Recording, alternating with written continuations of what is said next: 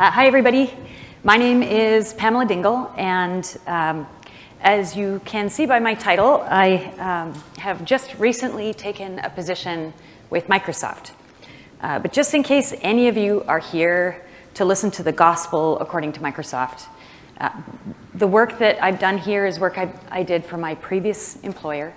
And so, it doesn't represent Microsoft's products or strategy or anything like that. In fact, I don't represent my previous employer, Ping Identity, although we do have people here from Ping if you want to talk to them. I just represent me right now. All my hats are off. There's no political or corporate agenda here. What I want to talk about today is one of the best projects that I've ever worked on in my professional career as an identity person. And I hope that this will be valuable, that you're going to take away things that you can use in your careers, as well as have a bit more knowledge about some of the processes that happen when, in the standards world, as we play games with, with abstraction layers and all the fun stuff that happens in standards bodies. Apparently, I have to point this. There we go. All right, so we often don't preface why standards are important, right? Why do we even care about identity standards? Well, one major reason we care about identity standards is because it facilitates interoperability, right? So if I want to send an identity across a domain to a completely different company, a completely different physical location, how can I do that? Well, you don't want to write proprietary connectors to every single application you want to send an identity to, right? You don't want to do that. Your vendor ecosystem does not want to support you when you ask for proprietary one-off connectors, right? Connectors are, the swamp of identity, right? Every time you write something that can be used one time for one purpose, a puppy dies.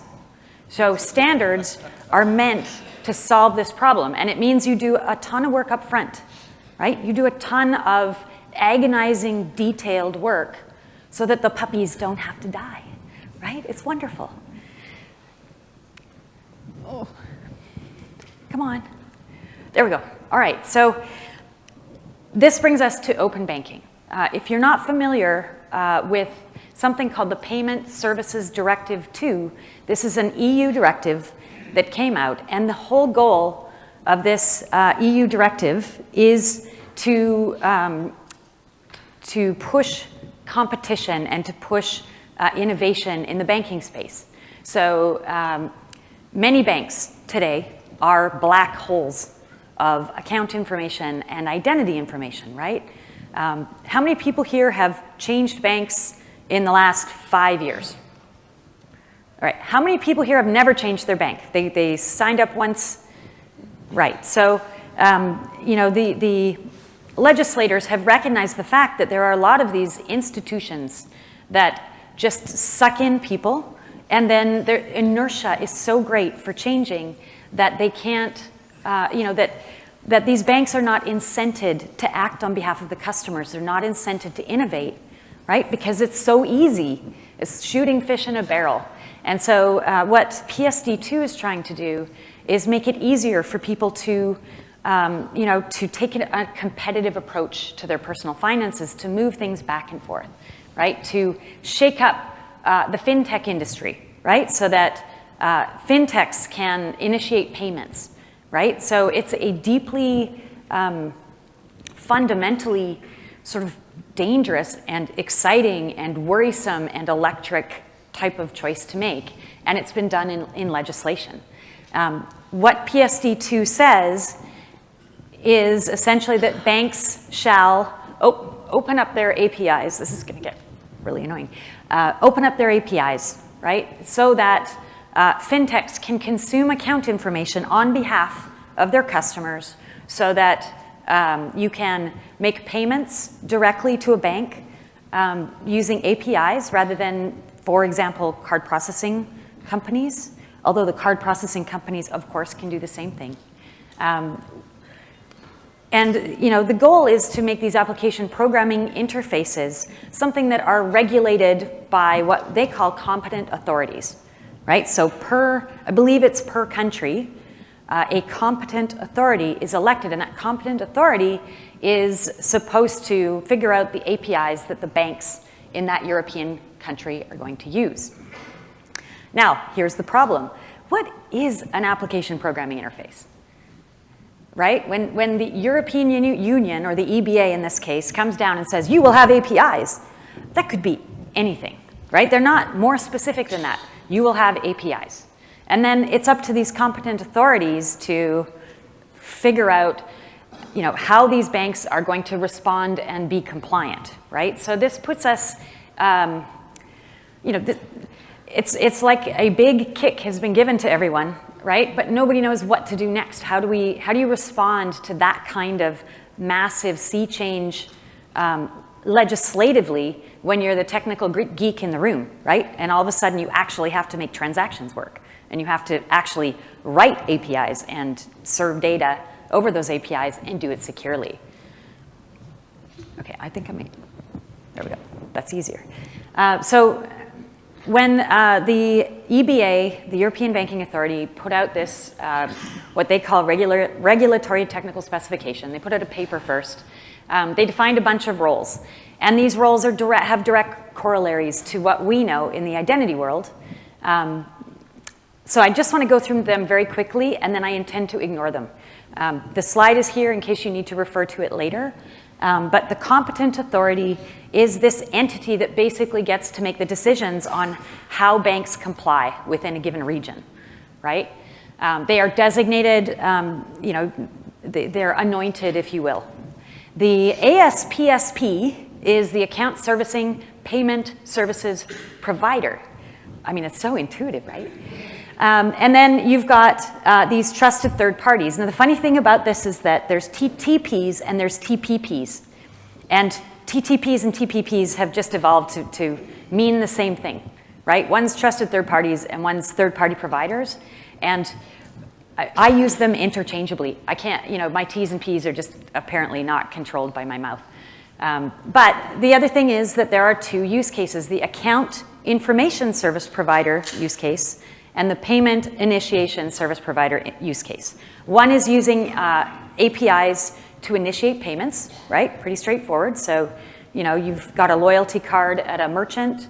You want to pay directly with your loyalty card rather than with a credit card, right? This scheme should help you to do that, right? To pay with your loyalty card. The Account Information Service Provider is really addressing the issue that a lot of us have today with applications that try to consume our financial data and either ask for our passwords outright or screen scrape in order to serve us the information or aggregate our financial information together, right? So the idea with the Account Information Service Provider use case is that instead of screen scraping, instead of password misuse, we can in fact call these APIs, right? A merchant can legitimately interact with an API to retrieve the information that you explicitly allow instead of acting as an imposter, pretending to be you and having access to everything. Okay, so these are, deeply financially motivated terms. So all of that was Europe. Now we're going to go a layer deeper. We're going to talk about the United Kingdom. So the United Kingdom looked at what the Payment Services Directive initiative was and said, we can do better than this. And so they created this effort of the 9 largest banks. So the 9 largest banks hold almost all of the financial accounts in the UK. And so from a parliamentary edict, they were commanded to get together, to work together, to figure out these APIs, and to get it up and running in advance of the PSD2 deadline, right? So I believe the PSD2 deadline is September. Their goal was to be up and running in January. So this is a really daunting task that they've taken on, right? I mean, it's bad enough to try and get it done by September. Anyone who knows how quickly banks roll out software, right? It's not fast. And, you know, they're not, you know, a lot of banks and financial institutions are not even on the latest versions of software, right? So, you know, they had a lot of work to do. They had to make the rules. They had to agree on the rules. They had to deploy a sandbox. They had to test it. They had to deploy production, and they had to go into production by January. So there were a lot of people who did not sleep between, I would say, January of 2017 and January of 2018.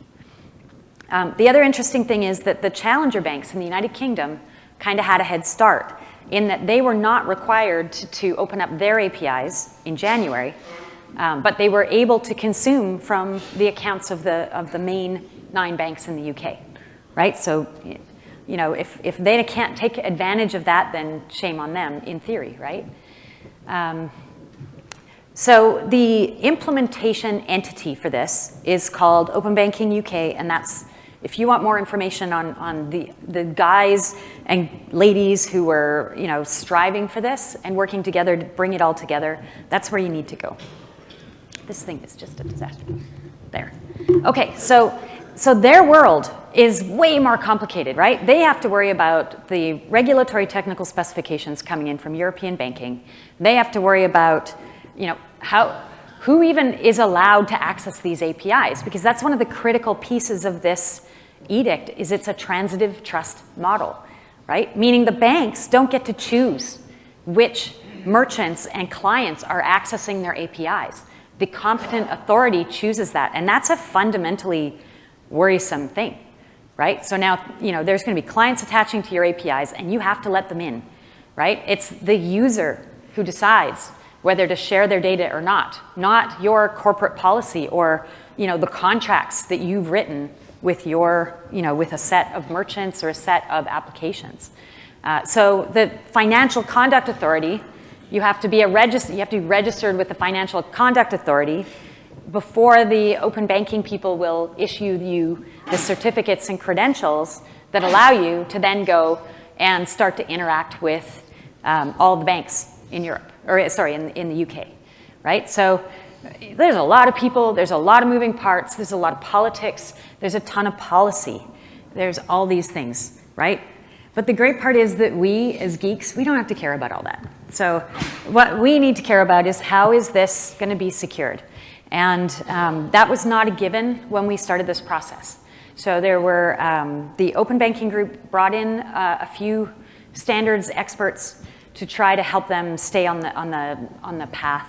And at the time when we started this, you know, standards-based API security was not a given. We argued, we coerced, we cajoled, and we were successful ultimately. And so the Open Banking UK decided that OAuth 2 and OpenID Connect were the right choice for the foundation of you know, deciding who gets access to what, which is great. And it took probably 2 months to get to that decision. And then we had to start to actually drill into all of the actual details, right? All of you are probably architecting these kinds of solutions, right? And that checkbox of, we're going to pick this standard is great, but that's only the point where the real technical work starts. The great thing about this is, you know, in financial, as I understand it, there's a lot of proprietary stuff. They write a lot of things, right? Because they have a great responsibility. But being able to bring the vendor ecosystem into something as big as open banking is a really big deal, right? Because you don't necessarily want to have to buy it. If you want to build it, build it. But if you can buy it and you want to buy it, you should be able to. So that choice has meant that people can choose to build or to buy. So our world, you know, their world is complicated, it has lots of inputs. Ours is much simpler. OpenID Connect. I just want to address for a minute why we chose OpenID Connect over OAuth, because this is a commonly asked question. OAuth is a framework. Okay, you can do anything you want with OAuth, right? It's incredibly powerful, but it also is designed for a very specific purpose, and that purpose is to allow a client to request and receive access tokens for use to getting to APIs, right? You can do many, many other things with OAuth, right? You can decide to take an access token issued by an OAuth 2 authorization server and plug it chock full of identity data and serve it. But if you do that, you have created a proprietary token format of the access token, right? In OAuth 2, the format of the access token is on purpose not defined, right? So we could have chosen to create proprietary token formats, proprietary profiles on top of OAuth. However, OpenID Connect already standardizes a lot of the things that are necessary in an API security model. It standardizes something called ID tokens. So ID tokens are JWTs, right? JSON Web Tokens. They are, they can be signed, they have issuers, they have destinations, right? All of that stuff of issuers and destinations and subjects, that is all the identity layer that is OpenID Connect, right? And that is why we chose OpenID Connect. Because we chose OpenID Connect, we can have certification tests, right? And I think everyone here would agree that, if you're gonna have really important financial information going back and forth, it would be great to actually be able to certify at any time and as part of the process a test-driven security model. That's what we're aiming for. All right, so our model is simpler, right? We don't have to worry about all the politics and all the certifications and all that. We care about the layer 3 security, we care about the layer 7 security, we care about consent, we care about multi-factor authentication, we care about token ecosystems and protecting those token ecosystems, right? That's the fun we get to have, and that's what I'm going to talk about from now on. So, FAPI, okay? If you haven't heard of FAPI, FAPI is the Financial API Working Group in the OpenID Foundation. What FAPI tries to do is take, if you think of OpenID Connect as a layer on top of OAuth, where OpenID Connect, scopes down what OAuth can do, then the FAPI profile sits on top of OpenID Connect, and it scopes down, again, what's acceptable, right? So OpenID Connect, for example, states you have to use HTTPS in your transactions, right? That's not a requirement in OAuth. FAPI basically then adds more limitations, right? Things you can't do, ways you should use the protocol to be secure enough for a financial grade transaction, right? So the Financial API Working Group, they're not just worried about UK open banking or anyone's particular open banking scheme. They're trying to find common ground so that everyone could maybe adopt this one profile and be done, rather than, again, having a profile for the UK and a profile for Belgium and a profile for Indiana or whatever it is. So that's what the profiles do. And then on top of that, we wrote, again, a scoping down of the FAPI profiles called the Open Banking Security Profile and Dynamic Client Registration Profile, right? So the idea is you just keep chunking it down, right? You just keep eliminating bits from the protocol until the people who are trying to implement against this know exactly what they have to do to be successful. That's the holy grail, if you will. All right, so the amazing thing about open banking is, many OAuth and OpenID Connect implementations exist in the wild today, but they don't necessarily have the extreme security requirements that open banking has, right? In open banking, they want all the knobs turned to 11, right? They want to reduce risk at all costs, right? They have these financial institutions who are absolutely incented from a liability perspective to provably do the absolute most they could do in any circumstance. And so the open banking folks are asking questions where the answer is yes, theoretically we can do something, but it hasn't been done a lot in the wild. And so there's sort of 3 areas where they really pushed the standards industry to improve the specifications as a result. So the first one is mutually authenticated TLS, right? We've all been using TLS for a long time, and TLS is a fundamental part of OpenID Connect. But when you want every single endpoint to be protected by mutually authenticated TLS, that is, where your client certificate is distributed in advance by the competent authority, that's not very common. And in fact, when we started this in April of last year, there was no ratified client authentication mechanism for mutually authenticated TLS, right? You could authenticate to get a token as a client by passing a JOT. You could pass a client ID in secret. There were lots of things you could do, but what you couldn't do was present a client certificate and say, I am the client, give me a token on behalf of my user. There was a draft that was a 0-0 draft, right? So a first draft of a specification only. But the financial guys, they really like mutually authenticated TLS. And in fact, some of the conversations we had at the very beginning were, why do we need anything else? Why do we need an identity regime? Why do we need an API security regime when it's all protected by when the pipes are locked, right? And that is a fundamental change in how security people are starting to look at identity, right? It's not good enough to ignore what's in the pipes and assume the pipes are secure. We can't do that anymore. So how do we now take the data flowing through the pipes and bind it to the pipes themselves, right? So that you know what's in the pipe, why it's in the pipe, that they should be in the pipe, right? That's the holy grail. That's where we're going. So they really pushed the standards folks to move along with that client authentication regime, right? And Brian Campbell, if any of you have met Brian Campbell from Ping, he's sort of one of these authors who is pushing this. He's the author of Token Binding, and he's the author of this mutually authenticated TLS spec. So, if you're looking for somebody to watch for cool stuff that is going to change our industry, he's a great guy to watch. So we got there.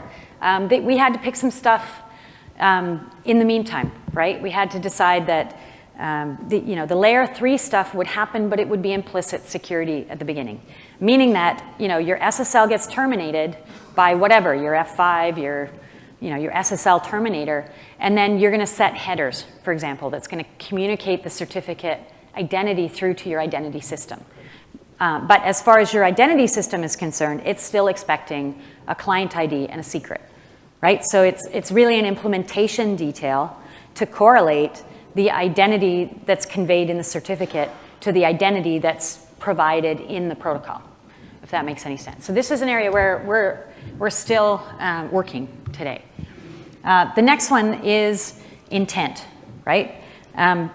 When you're doing a transaction, you have to stage the transaction. And I'm not a financial person, so if I get this wrong, I apologize. But you stage the transaction, right? There's an intention. I intend to get my bank to pay me, or to pay you, the merchant, $50, right? That transaction gets set up, a transaction handle gets created, and then when you make the request for the token that's going to allow you to fulfill that request, you have to be able to communicate the transaction context at the time of authentication, right? Now this is fundamentally different from single sign-on. Single sign-on, you basically get an authentication request from a relying party that says, hey, I don't know who this person is, right? But they're at my front door, and I'm going to send them to you, and you're going to tell me who they are, right? There's no, for the most part, there's no assumption of pre-existing identity or pre-existing information. And in some ways, that's what makes single sign-on secure, because there's no way to insert, there's no man in the middle that you can have when you're having those discussions. This pushed us towards something called signed request objects. So the standards guys have thought of all of this before. And so in the OpenID Connect specification, there was something called signed request objects. And the idea is that as the merchant or the fintech or the client makes their request, they attach a signed assertion that explains what they want, right? What's the context of the data that they intend to have come back in the ID token, right? In the identity token. It was in the spec, it had been in the spec for a year, 2 years, something like that. But nobody had implemented it because nobody knew what to do with it. And now all of a sudden, we know what to do with it, right? We need to be able to communicate transaction context. And so the hard part here was that none of the vendors had implemented. I shouldn't say none. So folks like Glue, I want to give them props, right? There were, I believe, a few folks who had this done, but there was a scramble. From a vendor perspective, do we want to support it? Is it a good use of our resources, right? These are the questions that the vendors ask. And so, there was a push, get this done for us. We have a valid use case, and as a result, now you can use signed objects in your authentication requests. The important thing about this is that the stuff that's in the request has to be treated properly. You can't treat it like gospel, right? Anyone can take a signed object off of a request string and replay it, right? So you have to have the mitigations in effect. You have to expect that that's going to happen. You expect that that signed object may not have been affiliated with that request to begin with, right? And you act accordingly. So it's not difficult. It's just you have to treat it properly. Treat it like a hint. That's probably this is the thing that's going to happen, not like proof that you should fulfill the request. All right, the third one is really the stuff that I'm going to talk about for however much time I have left.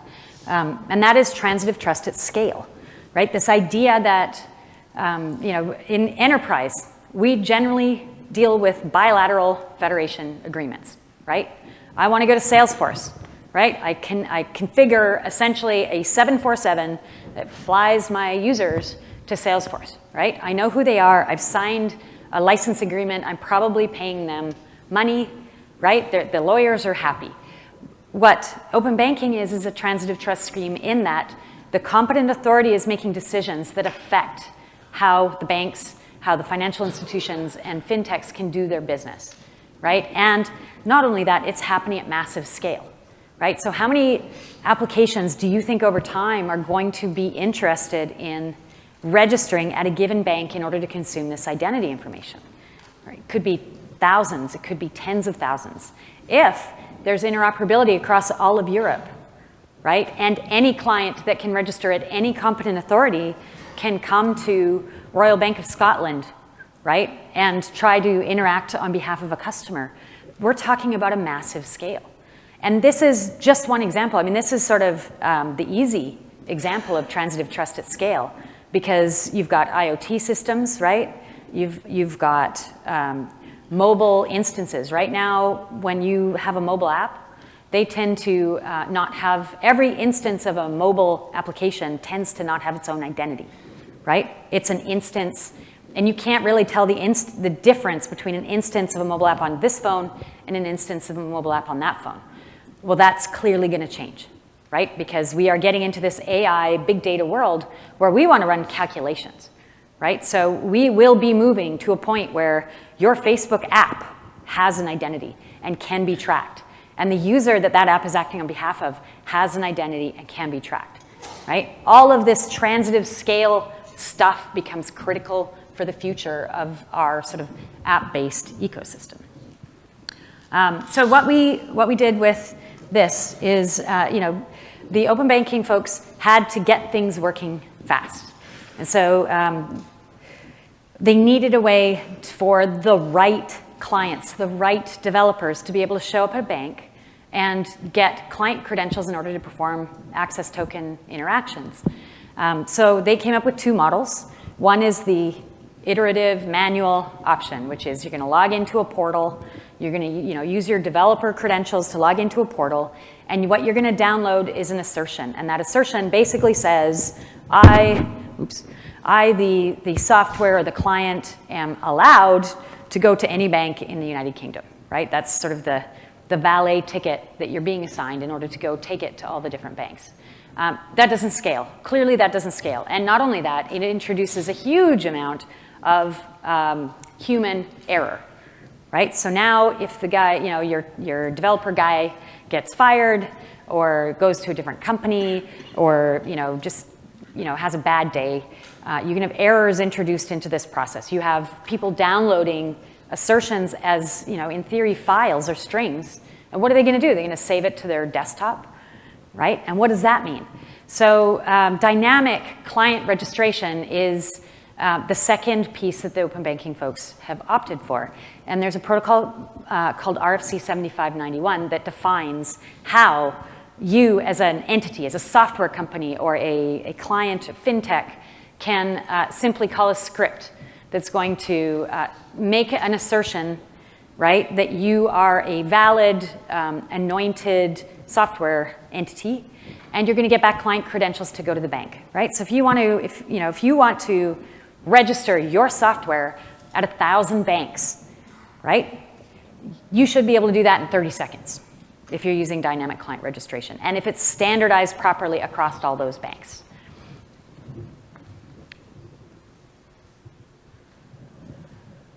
Right, so RFC 7591 is very simple, and it's all REST-based. So you create a thing, an endpoint called a client registration endpoint, and you make a client registration request. And in that request, what you're trying to do is register all the information that your OpenID Connect identity provider would need to know in order to allow you to authenticate and receive tokens, right? It's very straightforward. You make a request, and you get a response. The question is, how do you get in? What allows you to make that request in a way that the bank is going to believe that you should actually be allowed to have client credentials? So you can see there are two options in RFC 91. Initial access token, right? Meaning that somebody sent you a string, basically, you can play, or what's called a software statement. Software statement is what allows this whole transitive authority stuff to work. So let's dig into what it means to have a software statement. Essentially, the dynamic bits of OAuth is all it is matchmaking, right? You're trying to get, compatible applications to be able to request tokens for users from compatible banks, right? So the way that, in general, the dynamic pieces work is step one is discovery, right? The client is going to find out from a well-known location what the banks are capable of. What OAuth flows do they do, right? Do they allow code flow? Do they allow implicit flow? What ways are the clients expected to authenticate? Do they have to authenticate with a certificate? Do they have to authenticate with a JOT? Do they have to authenticate with a secret, right? All of that metadata is published so that every software client can figure it out, can find it. And then what they're going to do is they're going to come in and say, I would like, of the available options at your financial institution, right, I would like to register myself with these 5 specific items, right? And then once you've registered yourself, what's going to happen is the financial institution is going to come back and say, it's great that you asked for that one thing, but tough cookies, you're getting something else, right? So just because you ask for something doesn't mean you're going to get it. But there's a learning process of what's available. There's a request process of what you prefer, and then there's a response, which is what stuff worked and what's being assigned to you. So you get a client ID assigned to you by the financial institution, right? You don't get to just decide what your identifier is as a software item at the bank, right? They assign it to you. So with open banking, we're scoping that down. So instead of allowing any client to make the attempt of requesting a relationship with a financial institution, we're going to only allow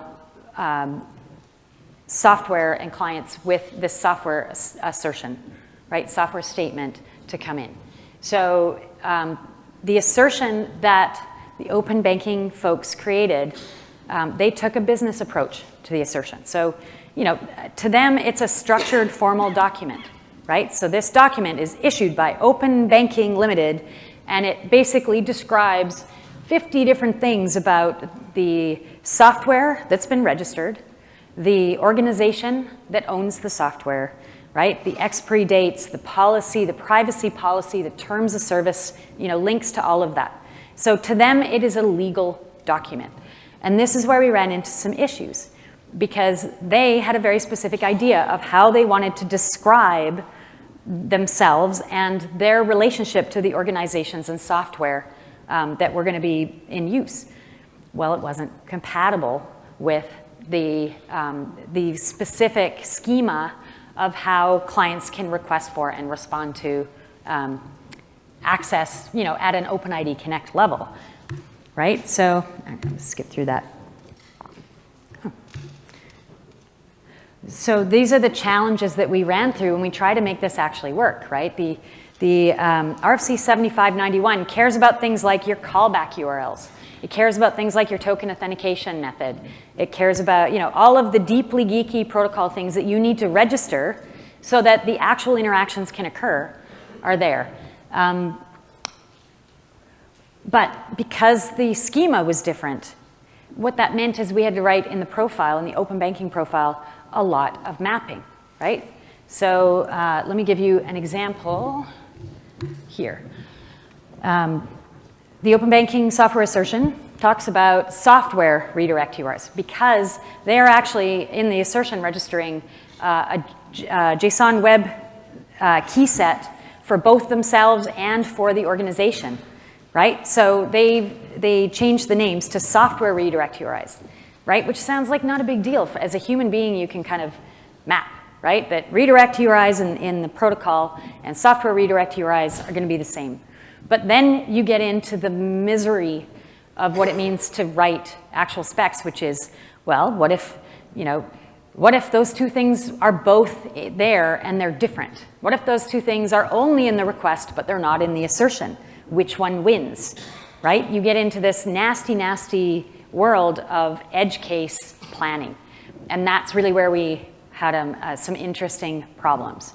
So, the other thing is, what does the financial institution do with the attributes that aren't relevant for authentication, for federation and API security, right? Most products don't store that, right? They think of a client, they have a database, and that database is the same no matter what customer it is, right? They store the same information. And now you have people coming in and saying, well, I want you to store the organization affiliated and the organization's contact information, right? That's a tough thing. If you're trying to build protocol support and people are extending it, then you have to have a modular framework for people to easily consume that information. And as soon as you're writing a modular framework, you're telling people they have to write custom code, right? So by changing these schema elements, you're forcing people to embed business logic into the protocol piece, right? And it's not ideal. If you can get away with, you may not have a choice, but if you can get away with not doing that, then you will. All right, so I got 7 more minutes, I think, until we need to quit. So this is an example of what the software statement looks like, right?